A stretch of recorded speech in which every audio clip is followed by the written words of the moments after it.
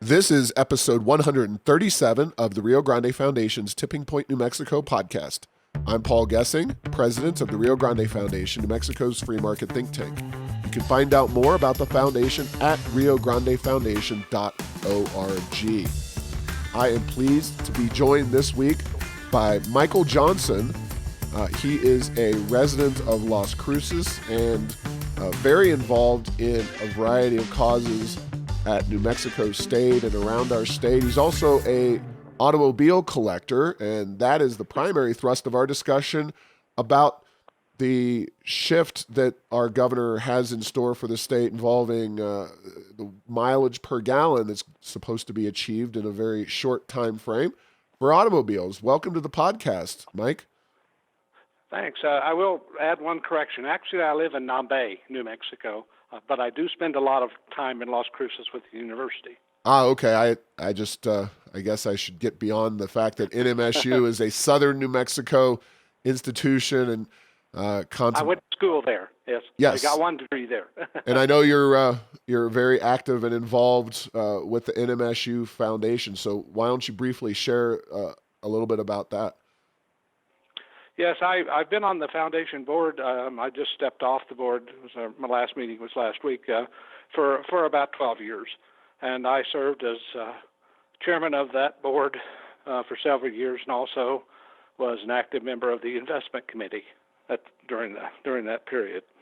Excellent. And I know that we have never met in person, but we met, so to speak, quote unquote, met on Facebook, where you are quite active and engaged in a variety of political discussions. But you have an interesting educational background that a lot of conservatives and libertarian types might be interested in. So why don't you share a little bit about your education?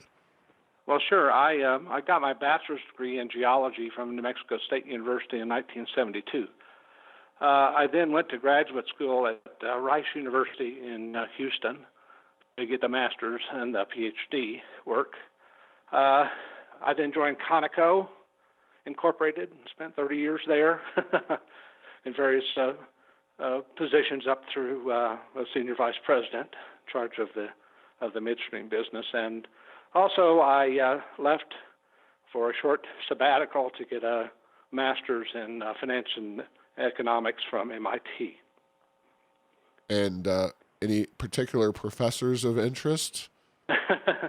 Well, we had several Nobel Prize winners there.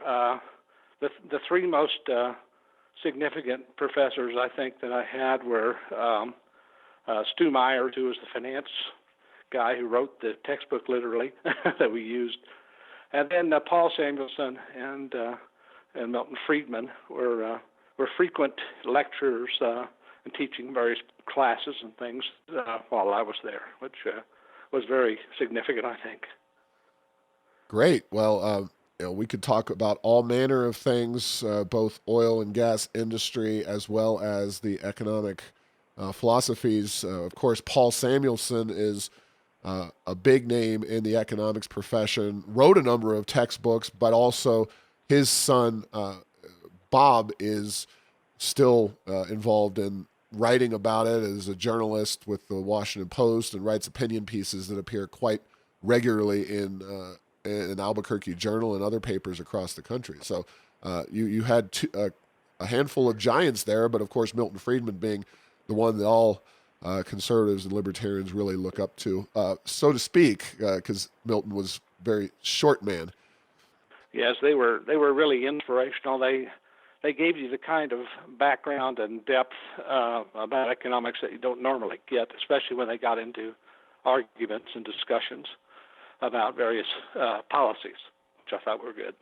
Now, in our friendship on Facebook and discussions, I definitely have seen your car collection, at least certain aspects, and that's where we really want to hone this argument into is a discussion about the governor's proposed miles per gallon requirement that New Mexico vehicles achieve as I read it. Now, we could talk about the way that she's rolled this thing out, not provided a great deal of information, but in her press release, it appears that she is going to be pushing for the Environmental Improvement Board, which she puts the members on there, uh, of 52 miles a gallon by 2022. Now, what I've seen, from you on Facebook is you are a car collector. You know a heck of a lot about automobiles, the technology that goes into them. So, why don't you share with us a little bit about your fascination with automobiles and what you collect, and just talk about maybe a few things with that. Well, probably like any kid who was growing up in the '60s, you became part of the car culture. And when I got my first '57 Chevy and discovered I could do things with it to make it better in many ways, that just became sort of a lifelong passion of mine was these cars. And I I have I have collected quite a few Corvettes over the years. That's sort of my specialty. Like the Stingray Corvettes, the ones built between '63 and '67, and I take them around to shows. I'm a master judge for the National Corvette Restorer Society, which means that I've earned all these points for judging cars, and I have a fancy hat with a bunch of scrambled eggs on it and things like that. So I get to go to the nationals and regionals quite a bit. Every year I do go, and I have a new Corvette, by the way, that I just got not long ago, and I follow the new car market quite closely, and I have been following the CAFE regulations that have been promulgated throughout the governments, and I guess because I have bought quite a few new cars, I worry about what kind of a car will be available, considering those kinds of regulations. It will be quite limiting, I think, compared to what we have today. Yeah. So, would you describe yourself as, uh, somebody who has or does do a lot of work on the inside, the technological, aspects of vehicles? Is that something you're knowledgeable about, or is it more the kind of the collecting of the vehicles themselves, and you leave the interior to others? Yeah, well, the last Corvette that I bought, I actually went and built the engine myself. I then went to the factory in Bowling Green, Kentucky, and watched it be built. And then I started it up as the first person to ever touch it off the line and drove it home. So, you get very involved. I know a lot of GM people. When I was at MIT, several GM executives were there along with me, and I keep up with them and what's going on in the industry as well. And yeah, you could say that I do know a lot about cars from the inside out. Yes. Okay, so you know of what you speak in terms of the technology. Now, uh, in my research, I've seen approximately 25 miles to the gallon as being the kind of fleet average for the United States as a whole. Uh, I don't know what the number is specifically for New Mexico. I'm not sure if that information is widely known or not. Uh, Probably New Mexico is a little bit worse in terms of the miles per gallon that cars here achieve, because older cars tend to be less efficient, and because of the agriculture and the industry, oil and gas, etc. There's a pretty strong truck culture, which tend to be bigger vehicles as well. Uh, but what is your take in terms of kind of this regulation and the general terms associated with and the technology currently available? Well, let me give you a little background. First of all, I think if you look at the fleet mileage, the actual fleet mileage numbers of the U.S. cars, we have made incredible strides since the mid '60s when some of my cars were built, going from around 12 miles per gallon on average up to 22, which we have today. And technology has driven all of that. It's aerodynamics, it's transmissions, it's different fuel management systems, electronic ignitions, and all sorts of things that just weren't available in the '60s. And to give you an example, the Corvette I have has 755 horsepower, It's a factory. That's a factory number. That's no modifications. And I get about 29 miles a gallon on that car when I cruise on the highway on Interstate at 75. And that's just remarkable that you can get that kind of mileage. I have a Porsche that gets a very similar amount of mileage from about 100 horsepower or less. But the fact is, the technology has improved by leaps and bounds since the 60s, all driven by technology. But if you look at the current fleet, like in New Mexico, there's a place called Auto Alliance that has all of the state facts about New Mexico cars, and there are almost 1.9 million registered vehicles in New Mexico. Of those, the amount of pickups is 30%. If you look at SUVs, that's about 27%. Cars are about 38%. Electric cars, of all the 1.9 million in the state, there are 1,262 electric cars registered. And hybrids, there are 25,761 registered. Sorry, So hold hybrid, on. You're moving pretty quick. I'm okay, trying to get this information down, or I'll have to talk to you about the website afterwards. Sure. What's the website, just so people who are interested in going It's to this? called autoalliance.org. Autoalliance.org. And they have state by state new car sales for 2018. They have the fuel use of the cars. New car purchases, for instance, in New Mexico last year were 87,000, and pickups were 26% of that. SUVs were 39% of that. So, and electric were actually 0.45% of that. Hybrids were 2% of last year's new vehicle purchases. So I don't see the trend of electric and hybrids, which are the only two that really could ever meet a 52 mile per gallon standard, in there at all. There are rumors of an all-electric F-150 Ford pickup, for instance, and they say they're working on it, but there's been no prototypes revealed and no data at all on that vehicle. That's another. Speaking of social media, but the other platform, Twitter. I was putting this information out, as I do, across the Rio Grande Foundation's various platforms, and 350.org, the radical left-wing environmental group, they came back at me with information about an F-150 hybrid. They showed all these videos, et cetera, or hybrid. I'm sorry, not a hybrid, electric vehicle. Yeah.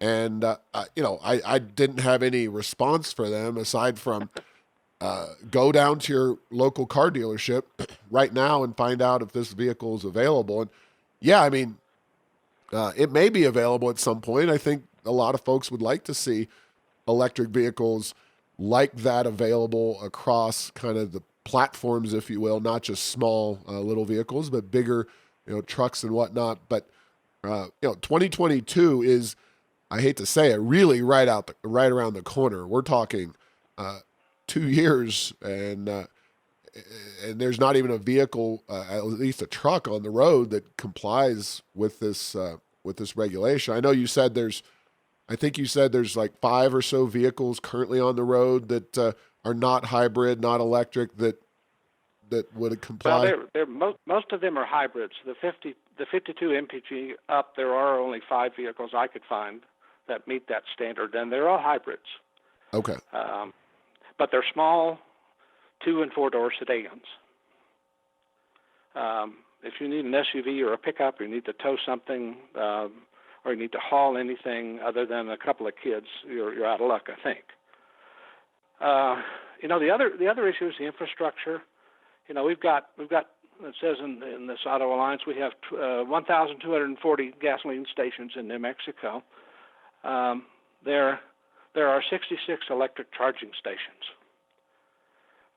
And the electric vehicles, for instance, do not get very good range. A lot of them are 200 miles, 200 to 300 miles, and that's not very practical for a state as spread out as New Mexico. So the amount of charging stations would have to quadruple just in a couple of years if they're going to try to do something like this. And I don't know where the money's going to come from to do that. Have you ever used one of those? No. I Okay. have friends that have, and I've driven. I've actually test driven a Tesla, and it's quite peppy. But at $106,000 compared to my Corvette, which cost just about the same, I'd rather have my Corvette. I hear you, but I know you haven't driven them directly, but I understand that electric vehicles take substantially longer than it does to, say, fill up a gas tank. Do you have any? Yeah, they take to do anything less than a couple of hours to recharge. You need some heavy duty power. You need 240 volts, and you need several kilowatts of charging capacity, and that's something that's not easily done off the grid. There has to be, obviously, transformers and things have to be set up to handle that kind of a load. And the Tesla charging stations are like that. They're quicker charging stations, but again, they are quite expensive. Think about an independent network to do that. That would be very expensive, I think. And I've seen in downtown Albuquerque, for example, you've probably seen them yourself. A few charging stations down there. Of course, those are government subsidized. I don't see a credit card swipe in there at all. But if you're going to spread this technology out around the state, like gas stations are currently, someone's going to have to pay for it, and this is not free. It sounds like the marginal cost of the electricity is relatively cheap, but the actual infrastructure of putting up a electric charging station is quite involved and quite expensive. You know, from your knowledge of the car industry, have you found anybody that's actually priced this stuff and put it into a actual economic context as opposed to just a government subsidized charge your car here kind of thing?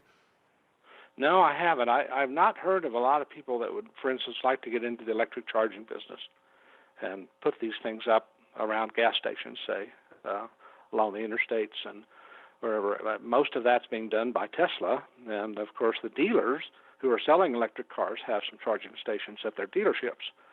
But to have one, I mean, you never see an electric vehicle. I do a lot of traveling on Interstate 40, back and forth to California and things. I hardly ever see an electric vehicle. You just don't see them because of the range involved there. That's just almost impossible to get across the deserts that have very few gas stations, much less there are no electric charging stations in most of those areas.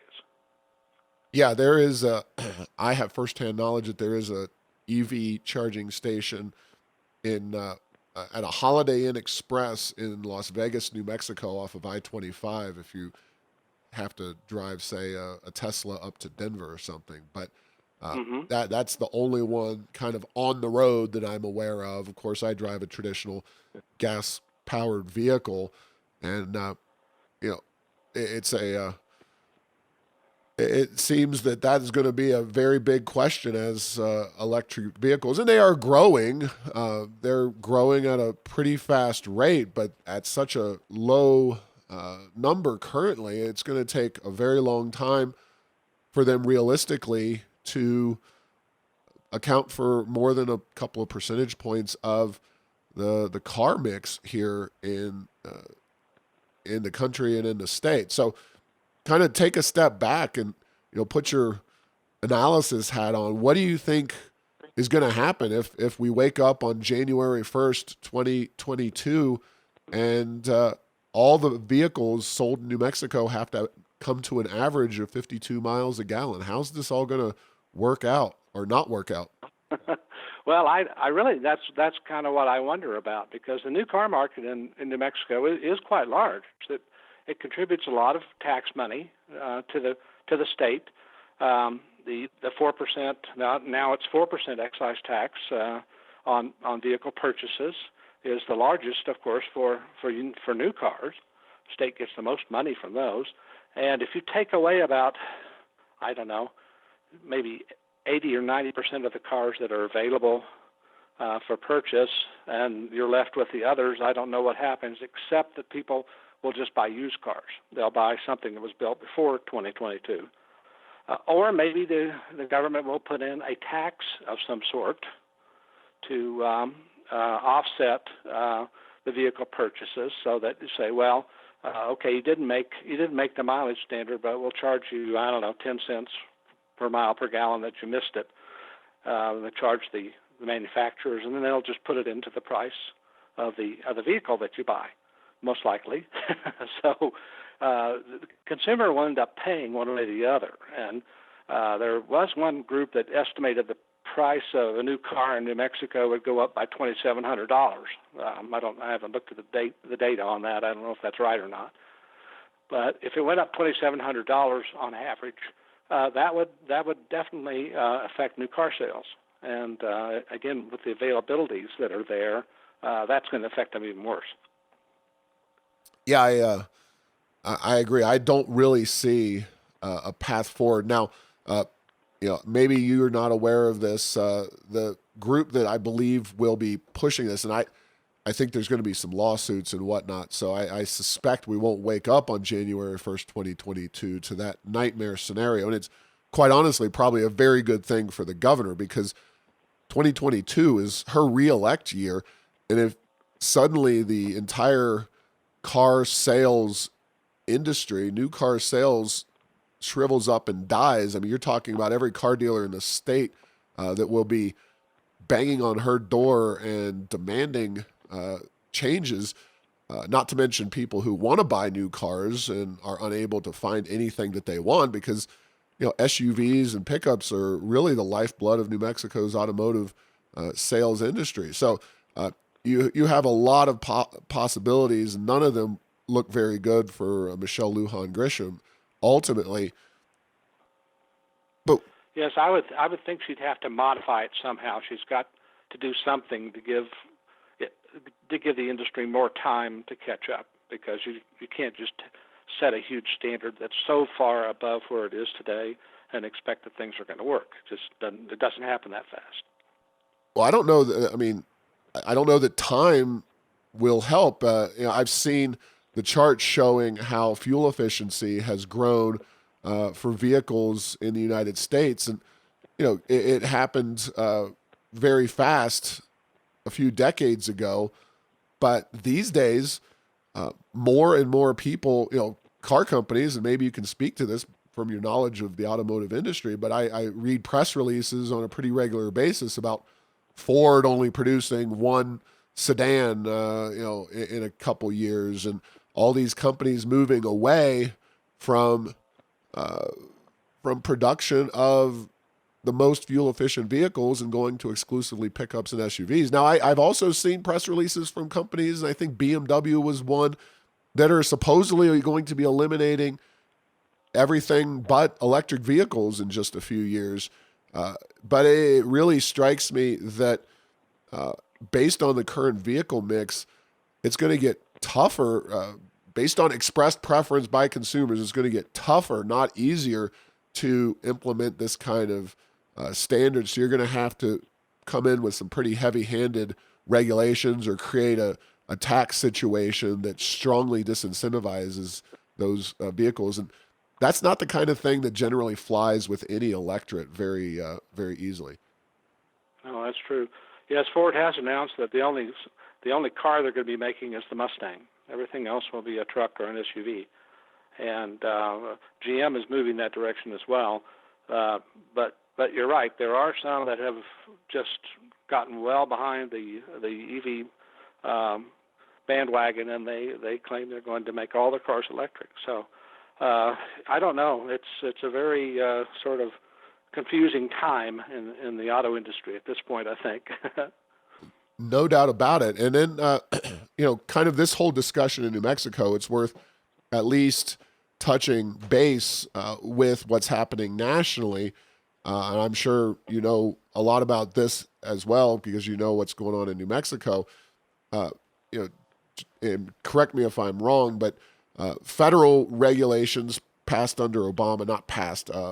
Congress never adopted them; they were just posed under the Obama administration. Were to go to, I think, 51 miles to the gallon by 2025, and then California has its own regulations, which largely mirror the federal government's.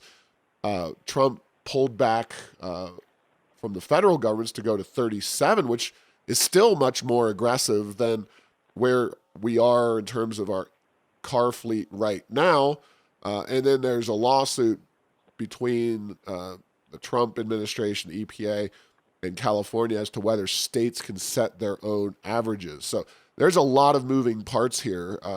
What's your take on kind of that whole situation as it's working out? And even, the reality or the potential for 37 miles to the gallon, because as much as Trump is often painted as just Mr.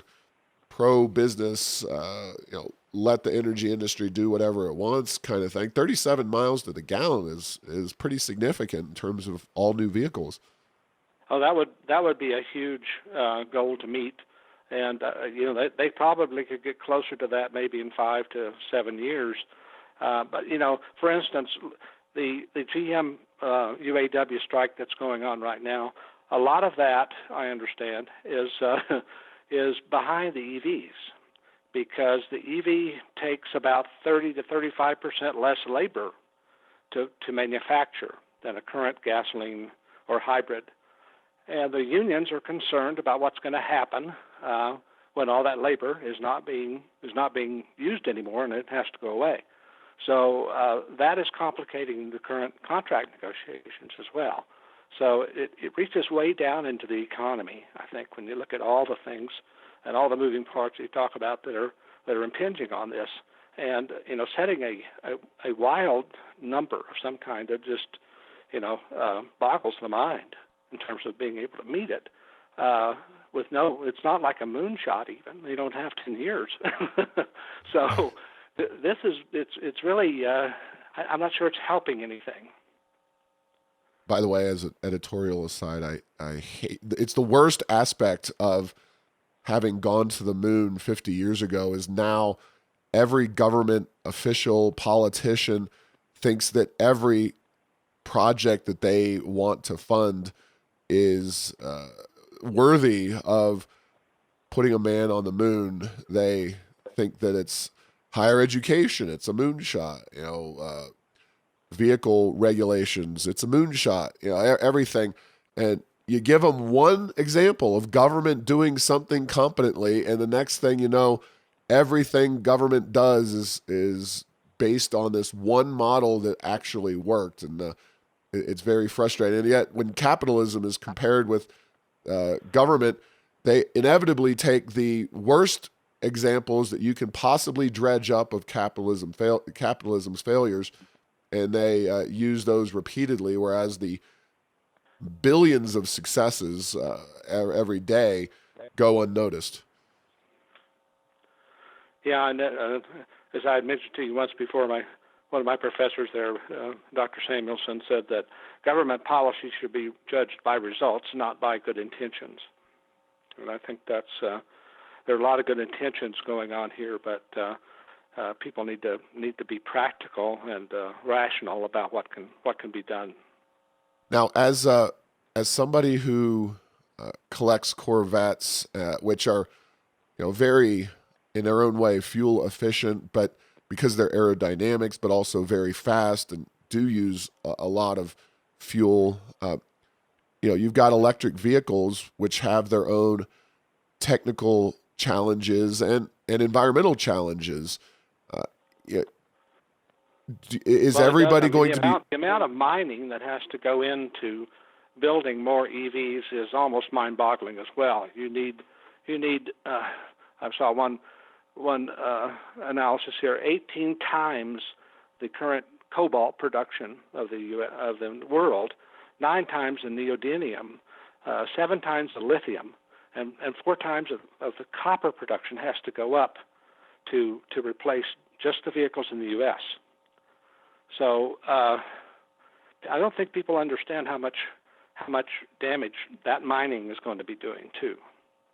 Yeah, those batteries are resource intensive on the front end in terms of, like you said, some of those materials, including rare earth metals, and also copper mines here in New Mexico. As you're probably aware, there's been efforts to permit copper mines that have been dragging on for years and years and years. Yeah, you can go over to China and get that stuff, but the Chinese environmental regulations and a lot of foreign countries' regulations are nowhere near as strict as the U.S.'s. So you're ultimately just shifting that pollution to another place. And for electric vehicles to become a reality, you're going to have tremendous new resource demands placed on the mines and whatnot, but also disposal. I'm sure you probably read and studied the issue of disposing of these batteries, because they don't just go into a landfill, or at least they're not supposed to when they're done. And they that is kind of become the limiting factor for a lot of these electric vehicles, is that you go through the battery life, and that pretty much winds up being the reality in terms of the life of a vehicle. That's right. I think you need a step change, or you need a moonshot on batteries is what you need, and they're not doing that right now. Nobody is working on a new battery. They're just going right ahead with what we have, and that's probably not the way to expand EVs.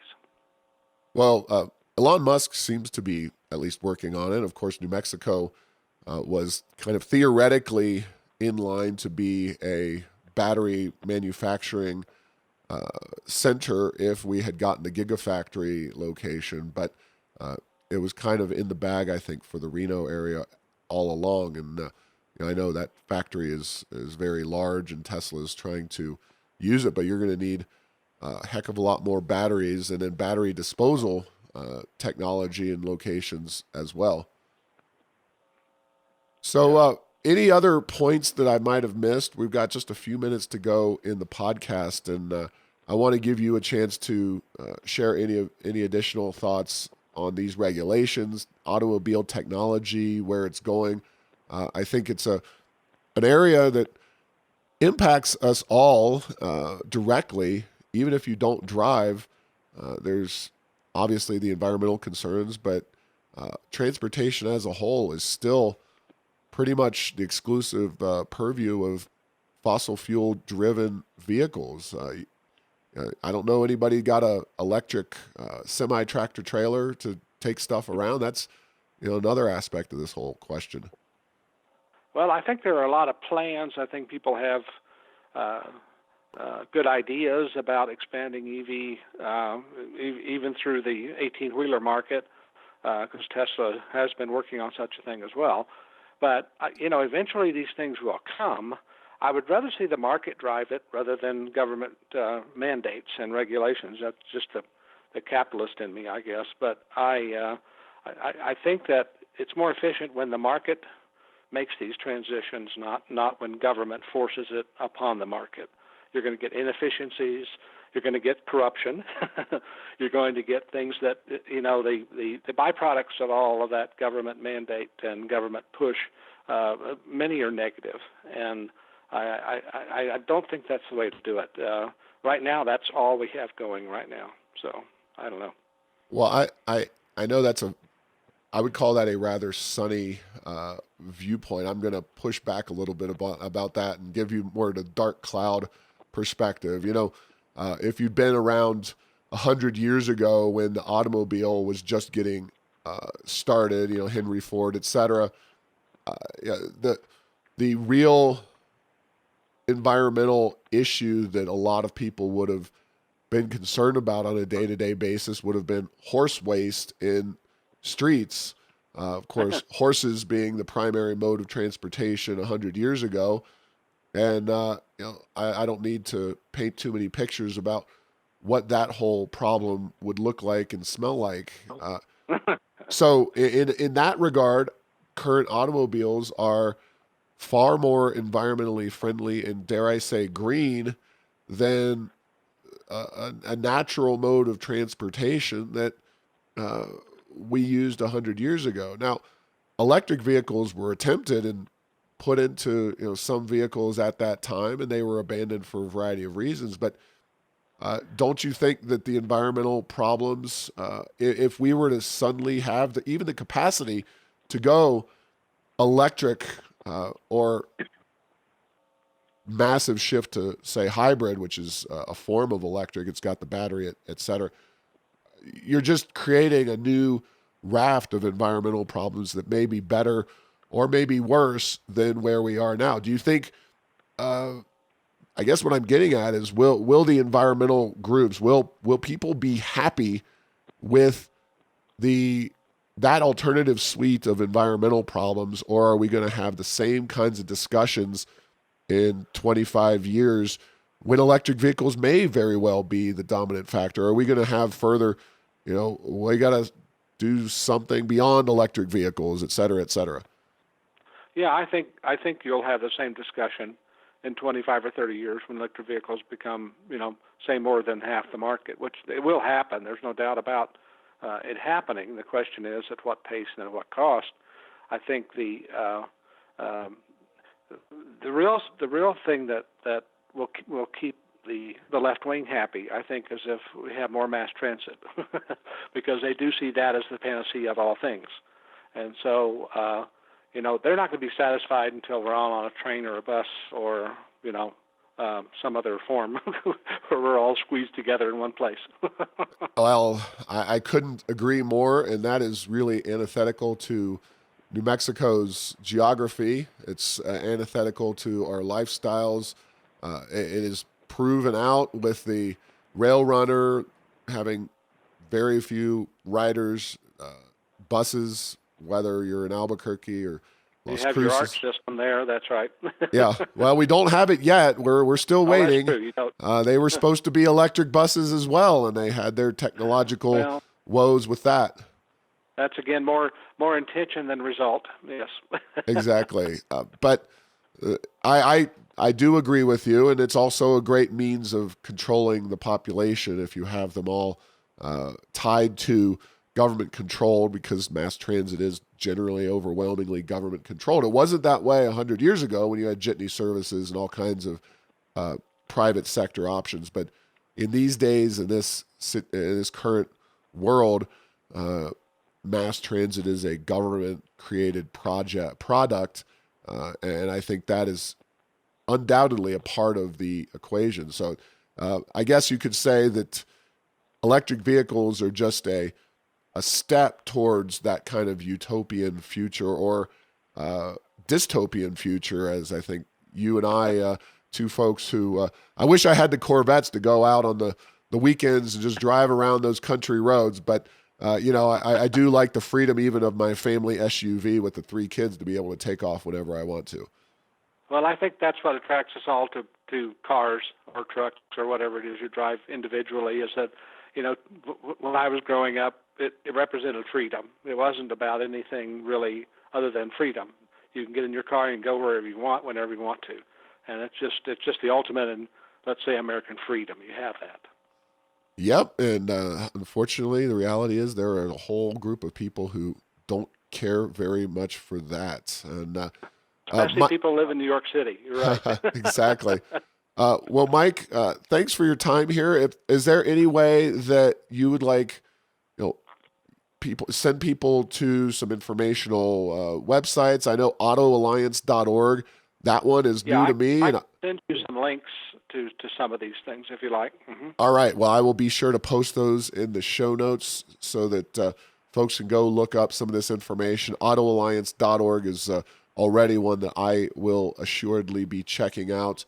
And I appreciate your time, Michael. Snapshot of all of New Mexico's car scene. Yes. Great.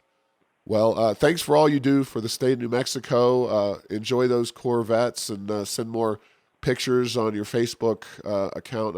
I always look at them with some degree of envy, I have to admit. But with 3 kids and the wife, Corvette's not exactly more as practical. It might be more practical to have one of those big fancy Tesla cars, but I don't have one of those either. So Anyway, Well, it wasn't very practical for me until I retired. There But you go. let me tell you, in retirement, it gives me a wonderful way to spend my time.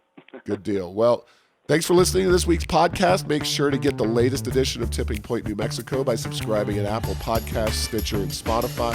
You can post or comment on this and other episodes on Facebook and Twitter, and tell Google Home to play Tipping Point New Mexico. Thanks to Path 3 Marketing for producing this show.